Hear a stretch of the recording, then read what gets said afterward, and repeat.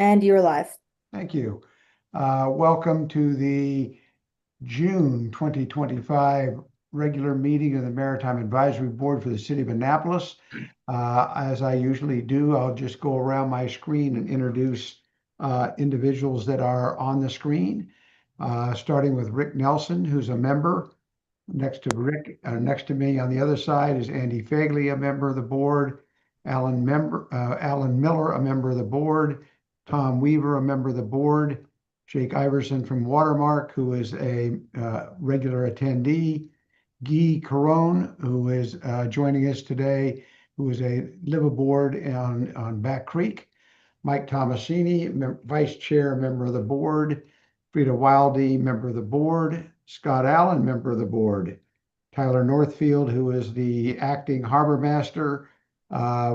We have Ross Arnett, just took the place of Madeline, our COA TV coordinator. We have Hope Stewart from the City of Annapolis. Kimberly Consoli is our court reporter, or not court reporter, she's our reporter. And Jacob Nold. Jacob, can you identify yourself? I don't know you, I don't think. I'm with the Harbor Master's office. Very good. Thank you. Yep. All right. With that, that is everybody that certainly is that's on the screen at the moment. If anybody else joins, I'll try to remember to introduce them. And we will just get into the agenda, which everyone should have a copy of. And the first item of housekeeping is the approval or consideration of approval of the May 2025 minutes. Everybody should have gotten a copy both from Kimberly and from me. I did not have any suggestions or corrections. Does anybody have any comments or questions before I entertain a motion to adopt? I make a motion, we adopt the minutes as we have received them. Is there a second? Second. Mr. Tomasini, second. Ms. Wildy moving it. Any discussion? Hearing none. All in favor? Aye. Aye. And that's everybody. Hope, not Hope. Yep. Kimberly. All right. Next item on the agenda is, was there a May meeting? That would be Duncan Hood, and I don't see Duncan on the screen. So if Duncan joins us later, we will see if they had a May meeting. I don't know whether they did or not. And Peter Trogdon, I don't see either, who he is on the hook for the June meeting. And we will see what happens in June if there is a meeting. That brings us to economic development and the various staff reports. We'll start with Hope. What do you have to tell us about the economic developments in the city? Okay, well, some updates on the maritime side, some good news. So we have 2 businesses that have signed on for our maritime apprenticeship program. So the Marine Trades Association of Maryland and Anne Arundel Workforce Development Corporation are now working to get their curriculum approved for this apprenticeship program with the Maryland Apprenticeship and Training Council. So we're excited that we're going to be able to get this moving. We've got people willing and ready to take on apprentices. And I hope that the budget was approved so that we can keep this continuing next year, because we want to keep this an annual program that we can just grow in size and scope. Hope, what types of jobs will they be doing in their apprenticeship? You know, I don't know what they're going to be doing in these. The 2 businesses are Port Annapolis Marina and Diversified Marine. There's no real restrictions on the jobs. It's if a maritime company is willing to take on an apprentice, we pay for the apprentices. They just bring them in, and it could be anything to suit their needs, as long as it's marine related. Port Annapolis, as everyone knows, is a full-service marina, and Diversified Marine, I think, is a boat maintenance, basically a boat maintenance business. It's Yeah, they own Bayshore engine repair, among other things. So do they? Okay. Yep. Yeah, so we think that these are really great businesses. And Yeah, I think those that, are both good, both yeah, good. the apprentices we train will definitely be filling a need.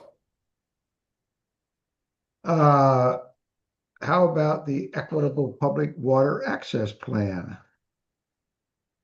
If that's for me to answer, I have no oversight of that, so I can't answer. And I I don't, think that would be Eric Lashinsky, correct? right. And I'm gonna make a note that maybe he can give us an update next month. Yeah, he'll probably be happy to come and join.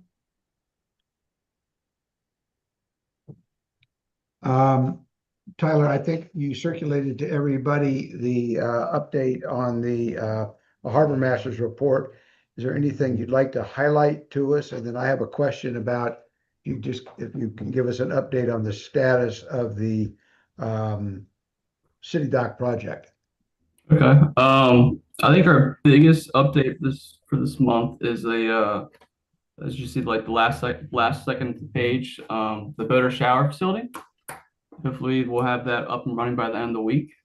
It's been a long process, but we're finally there, I think. And I also think the new kayak or paddlecraft pilot program. We actually had our first what do you call it permit come in today and fill out. Hey, Tyler. Yeah. I'm just curious, do we have an estimate of, I mean, how many people, say a day would use the showers? Do we know even when there was kind of permanent facilities? I'll let Jacob speak to that. I would say on average, probably in the range of 30 to 50. It really just depended, obviously weekends and special event time of year. That's substantial. Very good. Yeah. Yeah, So it's been I missed would- for sure. I would guess far less, but that's amazing. Mr. Yeah. Allen. Scott, go ahead. Tyler, I think it's great that that's happening. And is there signage, or how does a visiting boater know about that, as well as the office and things going on? So we do have banners, big banners that are going to go on the fencing around downtown. I haven't put those up yet because I want everything functioning before I put banners up. It's a good So they'll idea. be going up when everything's ready to go. But I think that's important, whether it's on the website, the city website for the harbor. Yeah, and, website.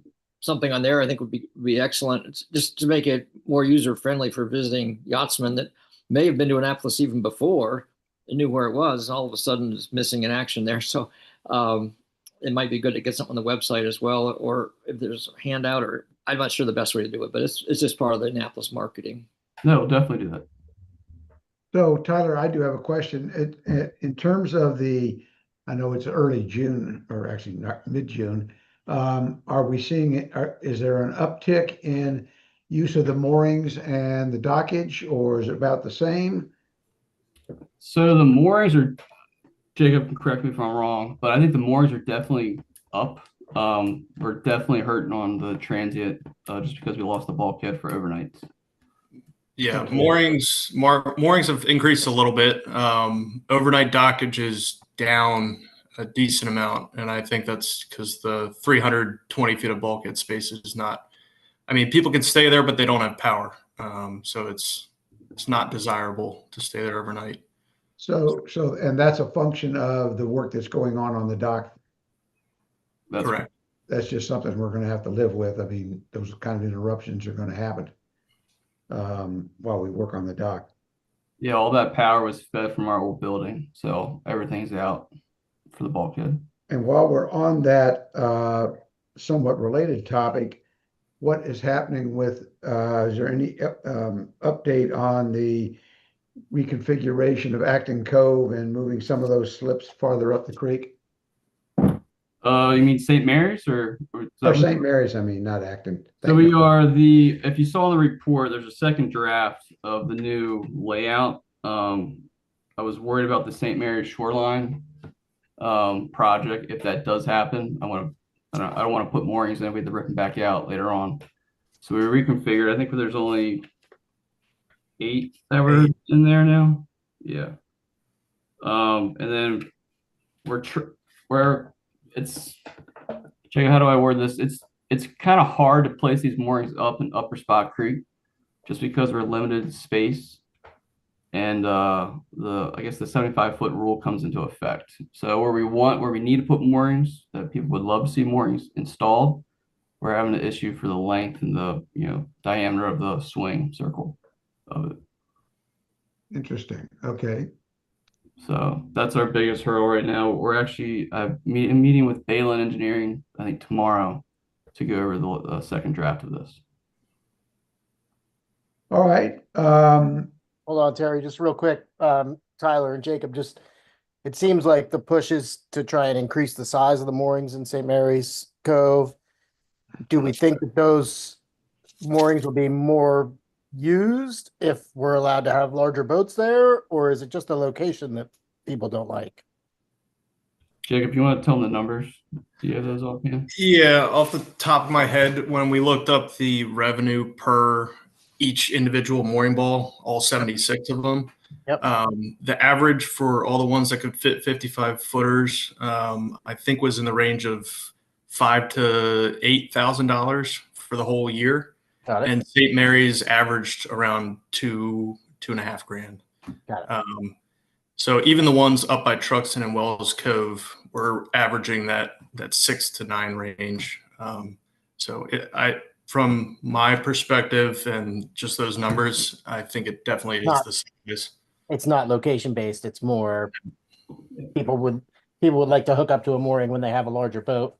Yeah, and I think even if they also have a dinghy to get ashore, they don't have to wait to get themselves ashore. Or yeah, and I think even if we weren't able to place all 20 of those or relocate all 20 of those somewhere else, we would still make more money. You'd still replace the revenue by having larger boats. Yep. Yeah. That makes sense. All right, cool. Thank you. Any plan for reconfiguration on Back Creek? There is a plan. Working with Balin with that as well. I didn't share that yet because there's still little tweaks that we have to make to that. Okay. And I would like to talk to the local marinas before we go any further. And we're going to get to it. But you probably should be aware that there is a proposal to adjust the harbor line at Safe Harbor. I don't know that it would affect what you're doing because it's basically would connect that indentation on the north end of Safe Harbor towards, I guess, the foot of 4th Street. It jogs in there. Yes. And it would just put a straight line across there, which I would not think would affect, the moorings, just from. Yeah, it shouldn't. I'm more worried about the size boat that's going to be using those slips, those future slips. They do get that approved just because of traffic flow. They're bringing a 100-foot boat in and out. We have little concerns about traffic and safety. But certainly bring up that as that legislation moves forward, because it ties into the 6th Street end. But if you've got concern, we definitely need to know them. Yes, definitely. Let's go to the Houseboat Task Force. Hold on, Terry. Scott's got his hand up. Oh, sorry, I'm looking down, not up. Yes, Sorry Scott. about that. Going back a step, Tyler mentioned there's no power on the city dock. What can we do to help recommend to whomever to get some power at city dock? I think it's really important for visiting boats, and obviously it'll fill the docks up a lot better if there's power. Is it a public works problem or a political problem? What is the issue? Because the wires and the wiring is still there. You just need to have a feed to it from somewhere on. Correct, and I think that's just one of the growing pains we're going to have during this first phase of construction. But can we or even Ross Arnett help recommend to the city to help? Sure, yeah, most definitely. It's not just your problem. It's the city. It's good for the city to have that extra revenue. Docks aren't being used. So it seems to me it's a good value to somehow, since the structure is already there, you just need a hookup somehow. And there's got to be some kind of a hookup that they could, jury rigging is the wrong word, but they could rig somewhere in the city dock, there's power. I mean, in Yeah. the city parking area.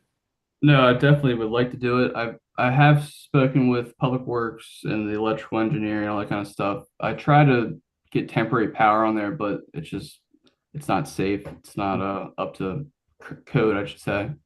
So we're kind of waiting to hear Could back. we make a recommendation to the city, Terry, that be a little higher on the priority, maybe, to help Tyler and the harbor master out?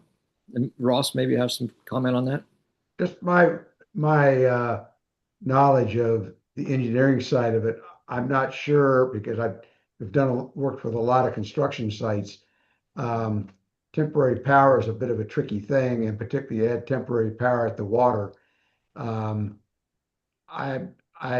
We can ask Public Works, we can ask Ross. I think Tyler, I suspect, has probably been on top of that because you're going to get pushback from Public Works. You're going to get pushback from BG&E when you're trying to put up temporary power around a construction site for just public use. I think might be a little problematic, but Tyler, just let us know if there's something you think we can do, Definitely.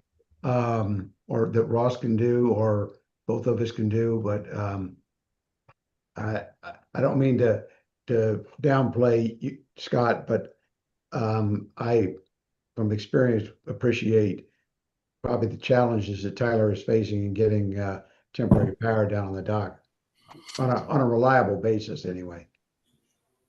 Thank you. It'd be different if it was. The problem is all that wiring's through the bulkhead. It'd be different if it was on dock. It was exposed. You can see the conduit, but everything's encased. So. But Terry, the best thing to do is you or someone, but I think you, send me an email, because then I can use that as entree to raise the question with all the powers that be in the city and ask for a response back to you and me, or you and me and the MAB members, or however you want to choose to send it. All right, Ross, Ray, temp power, city dock. Okay, anybody else on that topic? Yep. Yeah, Tyler, I'm new here, and I see that you have trying to get the charter boats organized on the charter dock, Yes. and you sent a notification or letter to the Maryland Charter Boat Association. I believe Tim Jacobs did that. I Okay. can follow up with that. Yeah, I run the Maryland Light Tackle Guides Association, 68 members throughout Maryland. So we're almost as big as the Charter Boat Association. If Okay. you get me that information, I can get that out to them. Definitely do that. What you're trying to achieve as well, maybe a bit of a blurb, so I can send that out to them and maybe get some more people to sign up for that. That'd be great. Thank you. Thank you, Tom. Anybody else while we're on Tyler and Jacob? All right, Houseboat Task Force. Rick, you started to give us an update, and we have Guy Caron from who I believe also is on that task force and is a liveaboard. And so I would love to hear from the two of you in particular, and Alan, on where we are with that. So Rick, you want to start? You're on mute. You're on mute. Unmute.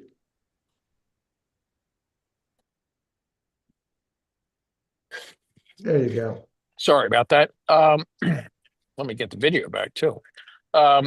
Anyway, my comments will be quick because I was not in attendance at the last Wednesday meeting, but Guy and Rod had kind of expertly divided up all the requests from the city council into tasks, and they were assigned to different members. My particular task was 5 and 6 in terms of taking the harbor master's report, which is quite good, but counting the slips and identifying the non-residential slips. And then I kind of further broke it down to whether it was kind of commercial marinas to residential marinas to yacht clubs to sailing schools. So refining those estimates. And so that was submitted with commentary to the task force.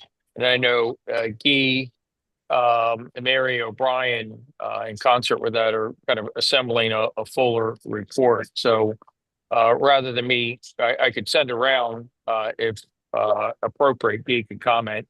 The report I submitted, I could share that with MAB, but otherwise, I'll let Guy say where we stand right now with the task force. Right. Thank you. Thank you, Rick. So from our end, I'm the chair, Rod is the vice chair. We have help from Mary O'Brien, as you mentioned, and Jay Lunsford. And we have produced a 10-page PowerPoint with a 3-page executive summary, as well as a 23-page full report. And the quality of material we have received has been, in my view, exceptional. What we're doing this week is we are reviewing all of that between the 4 of us, and that report will then go to the whole task force members for their review so that everybody can see what everyone else wrote before it goes more public. At the same time, we're going to be sending it to the harbor master as well to get their input as well. We will get all of that back, and we're going to send it to the appropriate city departments to let them review and comment as well. And while all that is going on our website, there is now a link for the public to make input as well as to what they think about the resolution that was passed. And we will try to incorporate that into the final report as well. Our intent is by July 1 to incorporate all the comments from both the harbor master as well as our own task force members. And at that point, we'll go to the city and see what the city departments have to say. The hope is that by the July 9th report, we will have something that we feel will go public. I would ask Rick maybe to wait for a little bit before we send it so that other task force members have an opportunity to review your section as all the other sections, if that's okay with you, Rick. Oh, I think so. I think it would be premature to release just a piece of it to the MAB. Yeah, we will send you all of it, and you'll have the count and all the stuff. There's some very interesting information that came through, and we've tried to be as objective as we humanly can with all of this, and the quality has been exceptional, and I have to thank the people that helped me put all this together. It's quite something. So would it be feasible, since you'll have it, it sounds like you're going to have it pretty well together by the time of our next meeting in July, to have a presentation with the PowerPoint or whatever at our next meeting? Whoop, on mute. I'm sometimes a little distracted. Yeah. Yes, I think that's not an issue. I'll double check with Rod. I don't see an issue at all. And if we get maybe a little input from you guys as well, if we're done on time, I'll send it to you early, and then you can distribute it, I think, to your members as well, so we can have maybe a conversation piece as well in there. And our hope is that by the end of July, we'll have something to present to the whole city council, and we're trying to stick with the deadline that they have requested and done our best to do so. That would be great. And I've made a note to add it to our agenda, and we would typically take it first on the agenda so that when the participants on that part of it don't have to wade through the minutia of our approving minutes, et cetera. So, but I will add a note to put that on the calendar. That'd be July 15th, Guy. Thank you, sir. Anybody else have questions for Guy? Yes, Ross. It's not a question for Guy, but I was contacted by acting city manager Jackie Giles, and she asked if I would like a public hearing, which I responded, yes, I think we need to have a public hearing once the task force is ready to give us something going public. And that will be an opportunity for everyone who chooses to attend, listen, watch the PowerPoint, and give comments before it finally comes back to the city council.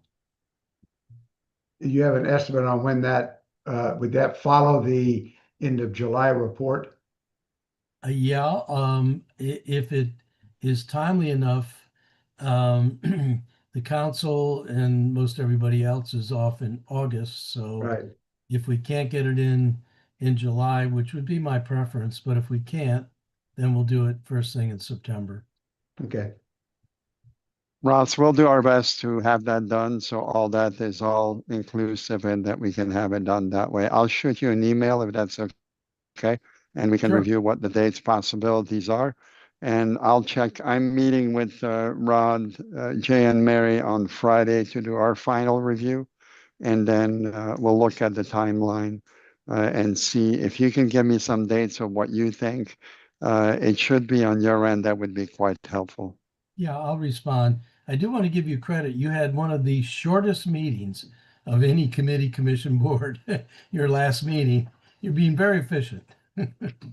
I have to defer to the folks that are helping, and I try to let other people speak as much as we can, and I hope that continues and that the city council can just judge from what they see from what we've gotten. But that's also why I want input from this group, as well as have all the task force members be able to voice what they want, and we'll include, we're going to make sure that the language that is in there is appropriate, if I can put it this way, Yeah. and we don't offend anybody. And that's really the reason for the review and holding back for a week or two before we pass it along.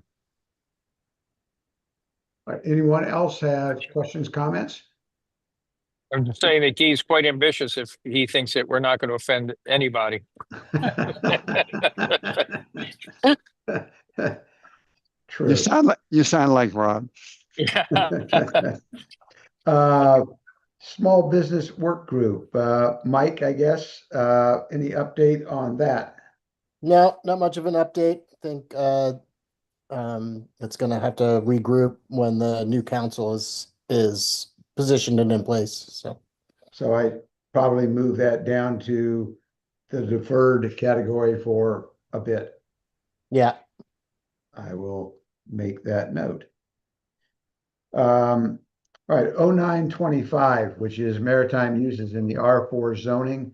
The focus was on uses at Nautilus Point. Ross and I met with Phil Dales about some tweaks and updates and revisions. I understand that probably there's going to be an amendment coming up shortly. I think the game plan is that we would defer any of our recommendations and review until that amendment is together and added, and then we would do our regular legislative report in July. Does that sound right, Ross? Yeah, I think the amendment has been submitted to the Office of Law, so it's cooking along. Okay. And that has to do with uses. We've talked about this before in the R4 zone, which is primarily Nautilus Point, which has some maritime uses and which may be compatible or seem to be compatible, and do not seem to step on any marina toes, which is an important factor also. But so we'll see how that goes. Actually, we're not going to beat Guy's 17 minutes, but we're moving right along. Under the new business, and I just briefly mentioned it when I was talking with, and when we were discussing with Tyler Mornings in Back Creek. There is the harbor line amendment at the end for the harbor line at the end of 6th Street is progressing. I don't think, has that actually been assigned an O number yet, Ross? I don't think it has. Which one is that? The Harbor Line Amendment at Sixth Street, Safe Harbor. Harbor Line. Oh, yes, that was introduced Monday night. Oh, okay. Well, I'm assuming we'll get it, it'll get referred. And so we'll see that at our July meeting. If you're out on the water, you might want to take a look the interaction is that at the end of Sixth Street, the city has plans to put in a floating dock with a ramp so that it is ADA compatible. So right now it's just a ladder climbing up, but they would have a floating dock and a ramp would kind of go in a scissors configuration. By doing that, it impacts 2 or 3 of Safe Harbor slips. If you're looking out at Sixth Street to the left-hand side. So Safe Harbor was not totally pleased with being able to impacting their slips.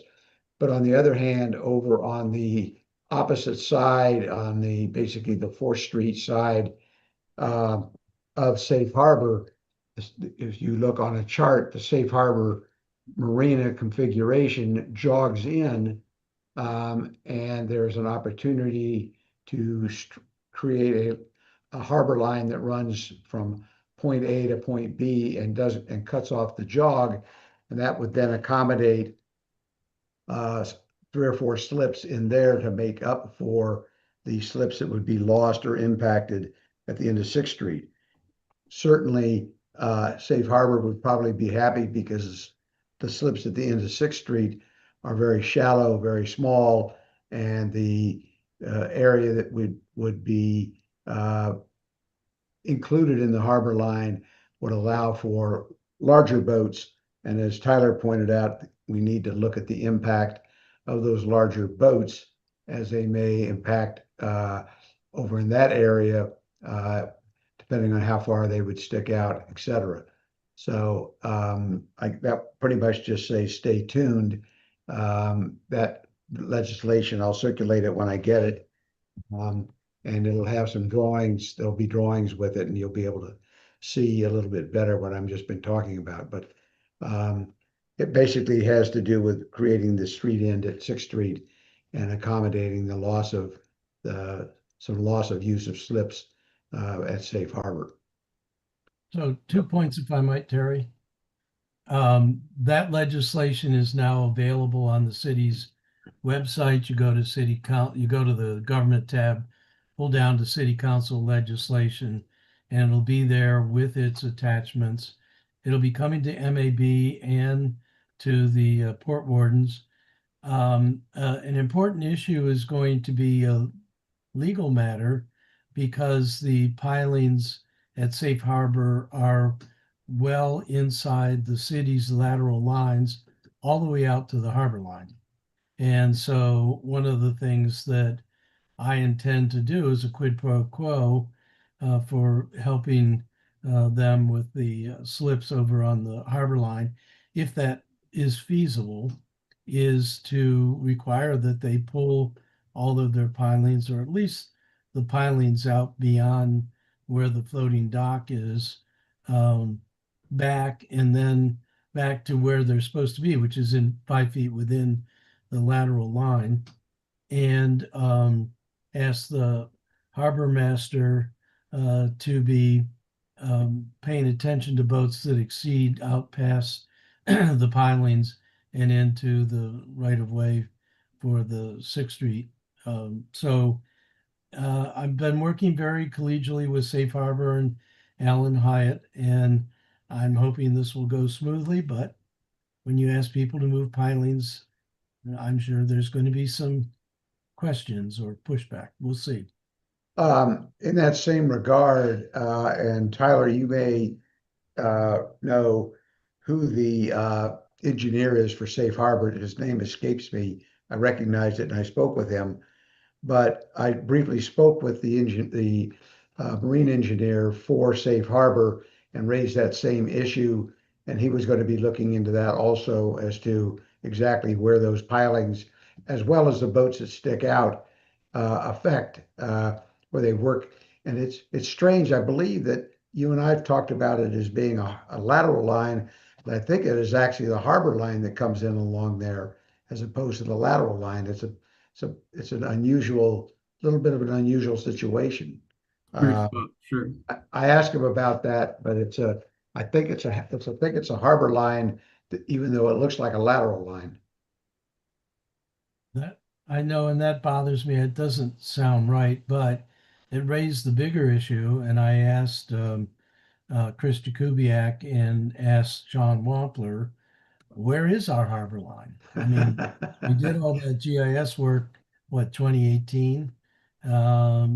Right now, I think the official harbor line is still the pencil drawings on plat somewhere in a file cabinet in planning and zoning. But I mean, it's ridiculous that we don't have an updated harbor line with all of the GIS marks identified, pilings, all of those sorts of things. And it's one of the things I have on my calendar to get done before I leave office.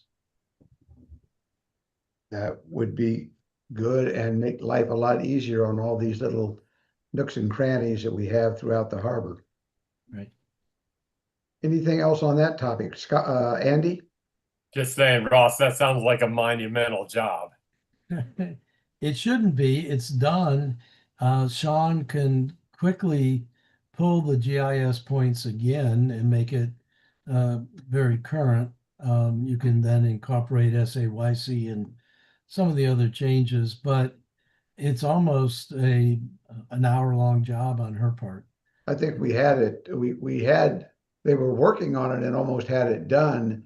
Like you said, I didn't realize it was 2018, 8 years ago, but I know it was several years ago that we actually looked at this, and then it sort of fell by the wayside. But it's certainly something in this day and age. There's no reason why we could not have technology help us on a simple thing of a line on a chart. Yeah, I kind of got caught up on the Title 15 amendments that Kevin Scott was working on and Frank Biba, and I did not agree with them. I was going to be the sponsor of the legislation. I didn't agree with them. They wanted to change the calculation for lateral lines to the 3 different ways that the county does it. And I had a lot of questions about, well, what happens if one property owner chooses one way and the one next to him chooses another and still a third? And I didn't see that so the problem with lateral lines is when you have coves, particularly concave coves. And I didn't see that the legislation improved that situation. In fact, I thought it would complicate it. But the change, they were going to do an artificial harbor line, which was just bounded by 25% from each shoreline, and then the harbor would be in the middle of that. And I pointed out to Kevin, it doesn't always follow the channel. And then Kevin got sick, and so we never finished that work. Anybody else on that topic? That actually concludes the agenda. Oh, We are going no. to have obviously a busy, Oh, no, Ross yes. has something else. Couple of pieces of new business that I want to bring to your attention. I was meeting with 2 people on a meeting I'll tell you about in a second and got stopped. I can't remember the gentleman's name. I've known him for a long time. I just can't remember. Complaining about how rough the landing is at the end of Burnside on Spa Creek. So I went over after meeting with him, and we've got all kinds of big bolts and iron bars and things sticking out. I don't think we can really, well, we'd have to worry about putting a floating dock there because it would block off one of the slips for one of the condominiums. But this person correctly pointed out that that's a dangerous situation. I think people getting on and off the dinghies and also the dinghies themselves could get damaged by all of the roughness there. I don't know whether Tyler or Jacob, you guys are paying attention to that. I asked the person to send me an email, and then I'll send it on to the city manager and down to you guys, but it is pretty rough looking. It's the probably the 2 feet, worst street end we have. yeah, no, it was pretty bad. Yeah, I know it's on Public Works radar for to redo that. I know that the Waterway Improvement Fund would not cover that. So I think Well, I that's think that's where I can help. So I think it's important enough that if we can get some estimate, I can try to free up some year-end money okay. and get that on the agenda. So it was definitely rough looking. We'll Now, definitely check it out tomorrow and try to. So Tyler, that brings up a question for me. So when you say Waterway Improvement Fund does not cover it, is that because it's basically it's not a water access point, it's just a bulkhead? It's not that. It's if let's see. I think Shipwright Street's due to be redone. I'm pretty sure we got a grant for that. The problem is that the vicinity of each project. They're not going to fund, a project that's more than 50 yards apart. You know what I mean? That they're going to say, okay, go to Okay, Shipwright Street instead of Burnside Street. okay, That's the biggest hurdle. interesting, okay. And so Ross, you some had of something you, else? yeah, some of you may already have wind of this. Gavin briefed me about a month ago about a proposal for a public-private partnership to put a 90 slip marina off the long dock down at the end of the city dock area. I take it by silence. Nobody has heard of it. Well, it would fall, I thought it would kind of fall into the fake news category. No, I saw lots of plans. It's moving along. Probably will not get done in this administration, but it is a serious effort.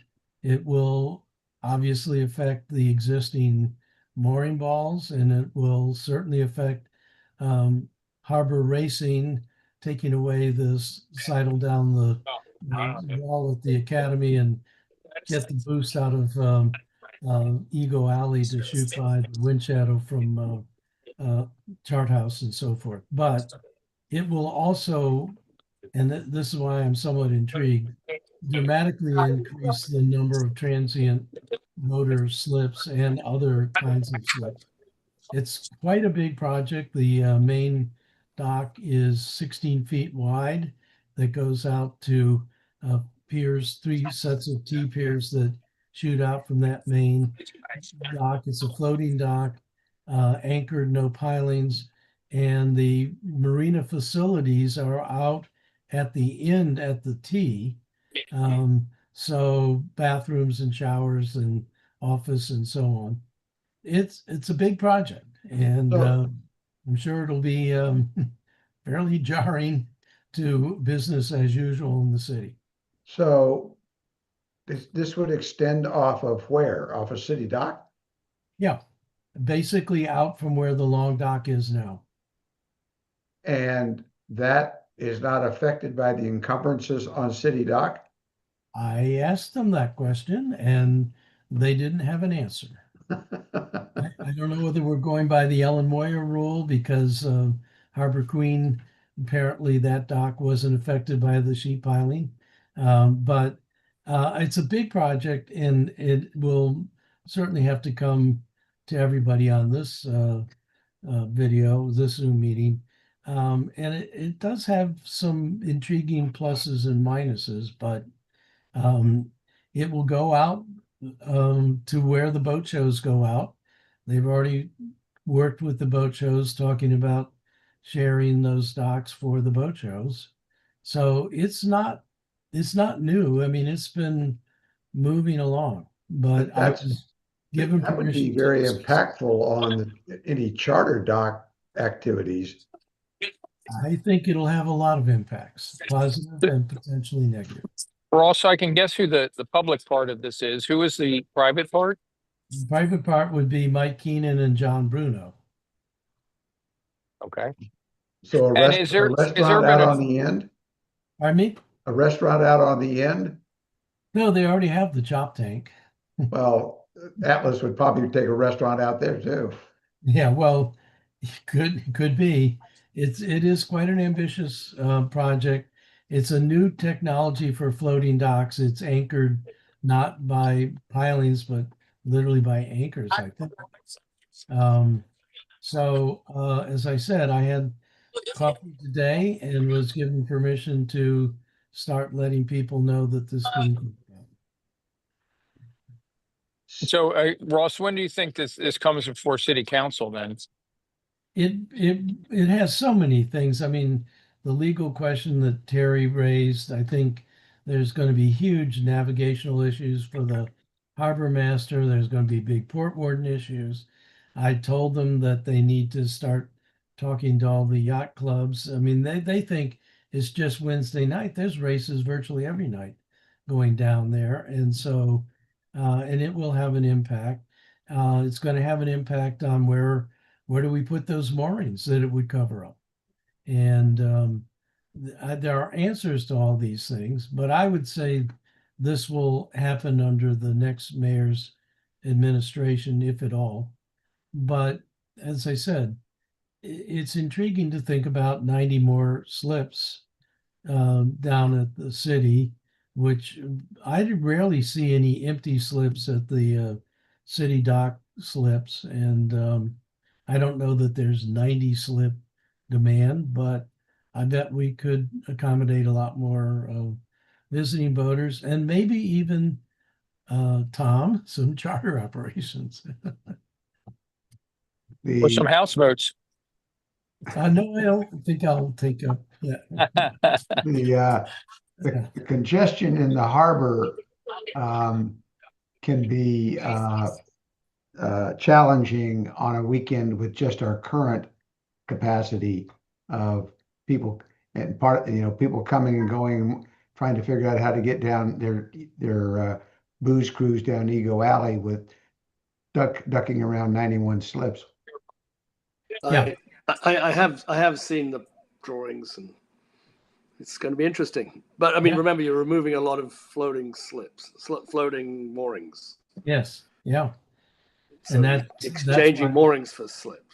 Yep. Hey, Tom, And Tom, would it be possible just to send around the diagrams of that? I'm just interested in even the rough sketch of what it looks like.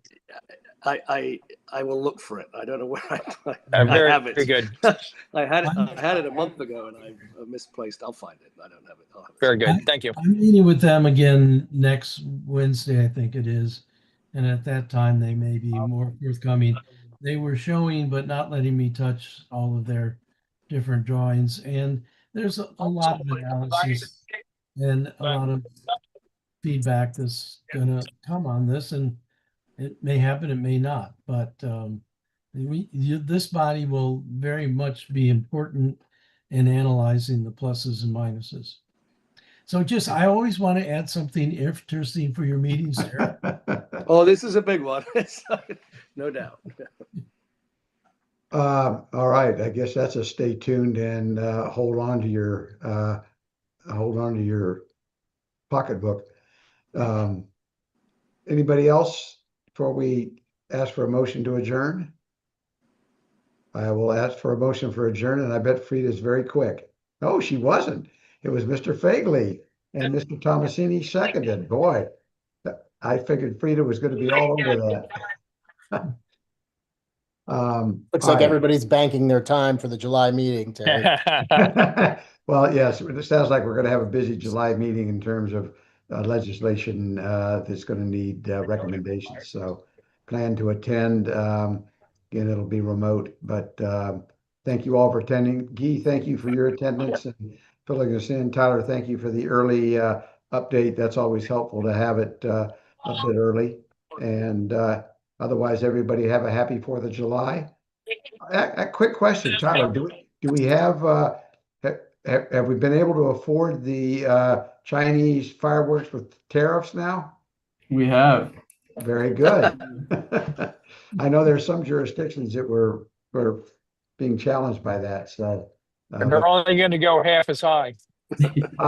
Okay. 50% high. Yeah, that's right. All right. Well, thank you all. Thank